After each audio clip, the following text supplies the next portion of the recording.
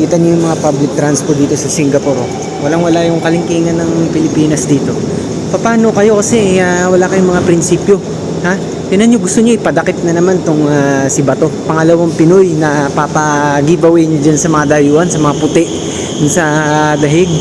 Ang baho-baho na nga ng pangalang Pilipinas, napakabaho talaga eh. Parang yung kanal sa Metro Manila.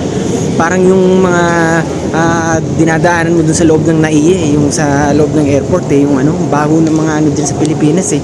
Mga kalsada, lalabas ka, bibili ka sa mga tindahan, amoy imburnal, amoy hindi naligo yung mga tao kahit naligo kasi nga bulok na yung mga establishment, bulok yung mga kalsada, lahat bulok, as in bulok, parang basura. Pati mga government official, bulok lahat. Ngayon, anong hinihintay nyo na hindi pa rin kayo susuporta kay Senator Bato? Gusto nyo paglabas nyo ng bansa, eksperimentuhin nyo nga, sabihin nyo nga sa mga kaibigan yung foreigner, ang Pilipinas, patagong ide-degrade ang pagkatao nyo. Kunwari lang, Philippines, pero pagtalikod nun, pagtatawanan, para kayong daig nyo pa yung mga Aprikano, pandidirihan kayo.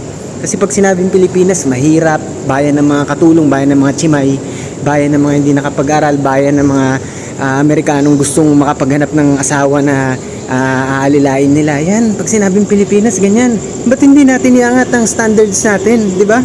Gusto nyo mabalita, pangalawang Pinoy sa CNN o BBC na giveaway lang. Samantalang sila Putin, Netanyahu, yan hindi ma-touch ng ng ICC.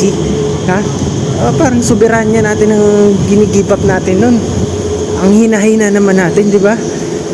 Gumagana ang justice system natin, gumagana ang korte. Bakit hindi natin ng si Bato dyan? Kaya yan, dapat nyo, suportahan nyo, ha?